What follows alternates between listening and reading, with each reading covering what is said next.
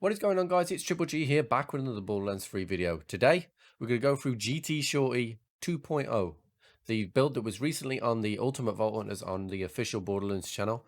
We're going to go through what we've changed and why it's still one of the most diverse, easy to play, and powerful builds in Borderlands 3. Guys, if you enjoyed this video, please consider subscribing to the channel or join us over on Twitch. We stream 5 times a week, and otherwise, let's get straight into that video.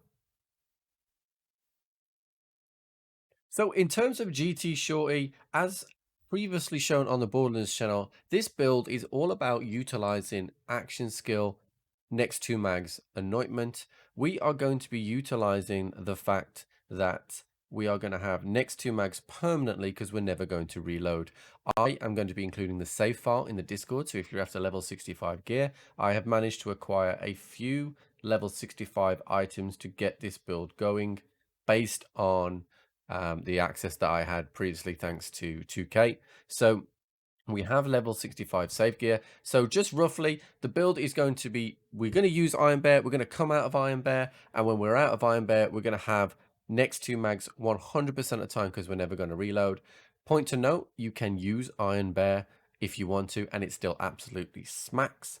So let's go over the skill trees. So just to point out that the green tree has had no changes from version 1 to version 2. Green tree is exactly the same as it was before. However, we have made some changes to the blue tree. Now, the blue tree I will probably reset in a few weeks if they fix the Mayhem 10 scaling. But as of right now, enemies can do too much damage to you, and if we use torque cross promotion at the same time, we have the chance to go down. So what I have done is I have taken the 5 points out of torque cross promotion for a little bit. We don't actually need that damage. We do more than enough damage already. But a couple of points in Grizzled, a point into Auto Bear, which will help us with those criticals on the Guardian takedown, another point into Vampire for a little bit more healing, and then just a point into Explosive Punctuation for a little bit more of action skill cooldown rate. You could put that into the last if you wanted to throw grenades. In terms of the 5 new points that we've had, we are going to be going over to the red tree. We're going to put 4 points in Drowning in Brass. Now, I did this before the patch. The patch has buffed this skill even more, so we do even more damage than we did before. And then I point into Experimental Munitions for that bonus incendiary damage. Now, bearing in mind we're doing a lot of incendiary damage anyway through Fire in the Skag's Den, so giving this a little bit of a kick and a little bit of even more of a bonus is really, really good. Like I said, in terms of the gear, I'm going to include level 65 gear. One of the big things about this build, if you use this Sappercon, which I cannot get at a level 65 just yet, I will continue to farm, but this one is a very, very good roll. Now, one of the advantages of this build is you're going to be able to use any comm you want.